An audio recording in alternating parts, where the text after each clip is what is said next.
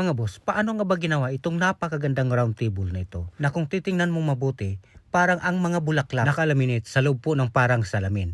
So ganito po mga boss. Una po natin ginawa dito mga boss ay tinimpla po natin ang ating pangbuhos po dito. Yes boss, tama po ang narinig po ninyo.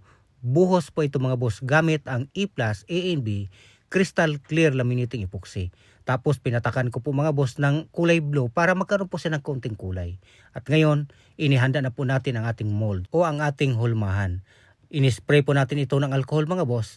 Tapos pinunasan po natin ito para po matanggal ang mga alikabok o dumi. Tapos may mga balhibo rin po ng pusa yan. At nang malinis na po ang ating hulmahan, binuhos na po natin ang ating tinimpla na laminating epoxy. At nang maibuhos na po natin mga boss, inispray po natin yan ng alcohol. Ang purpose po niyan para magputukan po yung mga bubbles. Yes boss, may bubbles po yan pagka ibinuhos po ninyo. Ngayon, nung malapit na po siyang matuyo mga boss, inilatag na po natin yung ating design ng bulaklak. So tatlong kulay po na bulaklak ang i-design po natin dito mga boss. Yan po ay bilang tugon sa nag-order po sa atin dito mga boss. Siya nga pala mga boss, kadalasan po sa mga comment ng ating mga taga-subaybay, tinatanong po nila mga boss lagi kung saan ba nabili itong mga materialis na ginamit po natin dito.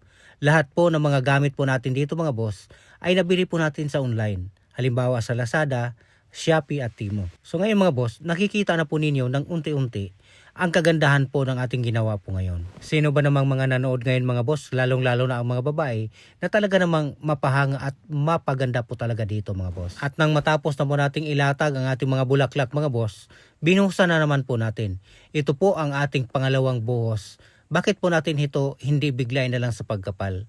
Ang dahilan po mga boss, dahil ang gamit po natin ay laminating epoxy. At ito na nga po mga boss ang pangatlong buhos po natin. Ang dahilan po mga boss kung bakit inunti-unti po natin sa pagbuhos po nito mga boss. Dahil laminating epoxy nga po ang gamit natin. At ang laminating epoxy mga boss, kapag nabigla po ng kapal, nagka-crack po siya. At nang natuyo na po mga boss ang ating pangatlong buhos, tinanggal na po natin ito mula sa molds. Madali po itong tanggalin mga boss dahil silicone molds nga po ito. At napakaganda na po niya ngayon. Ito po hindi pa tapos. Meron pa po tayong gagawin dito mga boss. Kahit sa tingin po natin maganda na, meron pang igaganda pa po dito. So nililiha po natin mga boss yung gilid dahil matalas po ang parting gilid mga boss. So kailangan po nating lihain. Pagkatapos ng liha, linisin po ito ng mabuti. At ang ginawa ko nga po mga boss, hindi ko lang po pinakita sa inyo, inispray ko ulit ng alcohol at pinunasan. So naglagay na po tayo ng pangharang mga boss na tape dito po sa gilid bago po natin buhusan ito ng final coat. Ang tawag po sa ganito mga boss, flood coat.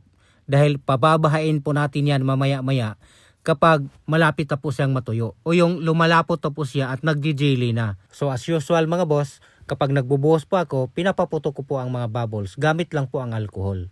Pwede rin naman po mga boss ang heat gun, pwede po ang blower, pwede po ang blowtorch, at kahit nga po toothpick pwede. So ito mga boss, tinanggal na po natin ang ating tape. Pinakawala na po natin mga boss para magkaroon na rin po ng resin itong gilid po ng table. So sa nakikita po niyo mga boss, sticky po siya mga boss, malapit na po siyang matuyo.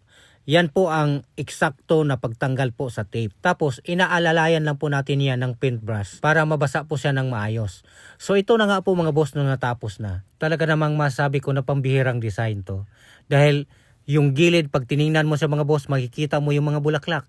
At pag tiningnan mo sa taas, makikita mong napakagandang bulaklak mga boss at napaka-quality po. Yan po ay dahil ang gamit po natin na epoxy resin dito ay E+, A&B, Crystal Clear Laminating Epoxy. So paano po mga boss? Pag gusto nyo bumili, sa Lazada meron po ito. At kung kayo po hindi pa nakapag-subscribe mga boss sa ating channel, mag-subscribe na po kayo. At huwag pong kalimutang i-like at i-share ang video na ito. Maraming salamat po. Watch and learn, hindi ka maliligaw. Sagot na yan ni Larry, trust me now.